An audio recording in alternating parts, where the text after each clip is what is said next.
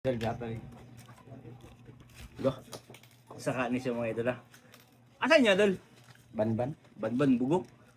Iya, murag gituyuan ang pagkadiri mga idol ha. Murag kuyog mo siguro yato last time atong tagi atong gan, tong silver nga dako kayo ba? Dugay na ni siya mo dol? Dugay na. Iyay. Mga idol, thrilling kayo mga idol pero ato niya bu para makita ninyo. Sige. Murag may mahalin na ni dol. Ay, ta. Patay ka. Mga idol, 1903. Commonwealth. Paldo. Mga idol, mo siya ang atong ipamalit nga coins mga idol ha. Old coins mga idol, mo siya gitawag nga Commonwealth. So, 1903 mga idol ha. So mga idol, paldo. Kaya nga ano mga idol, silver ni siya mga idol. Kaya, aton itis mga idol, kung pure bagay nga silver. Sige idol. Okay mga idol, puntahan na to asido mga idol ha. Pag mubukal mga idol, fake. Pag mudili, ay ni paldo dol. Tasta lang. Kalman. Kalman. Dugay na ni siya mo dol. Dugay na. Ni siya paldo dol.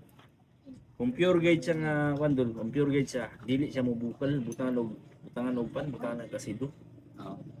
Tanawaw. Nila ini yung kulor. Kani yung tadol, akong palitan ni tag 1,500 kada usa. May gani gamay lang akong gibutang. Oo, dapat. So, ikuan na lang idol, i-collection na. Oo. Okay mga idol. Primero mga idol, ang coins walay paldo mga idol kay ngano. Dili siya pure nga silver mga idol. Okay, ari ta diri. Akan ni pure ni siya mga idol. 10 karat ni siya, klaro kayo. Kung kani po dang iyang gold niya, check naton kung unsa ni siya nga karat. Okay, ato i-check nato mga idol ha. Kani klaro kayo silver.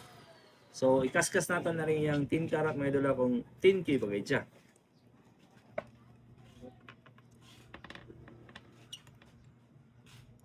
Okay, positive mga idol. 10 karat. Kani naman po, kung saan ni siyang iapindan mga idol.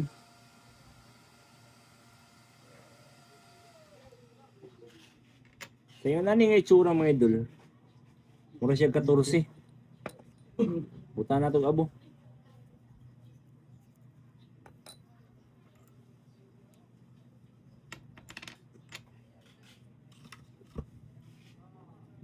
Okay, niputi siya diri nga part mga idol. Kaya man nato butang iabo diri sa taas, diri naman.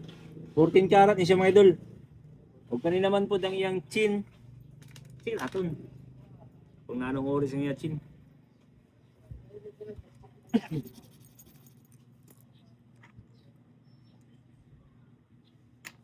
Okay, pareha ra mga idol, 14 karat.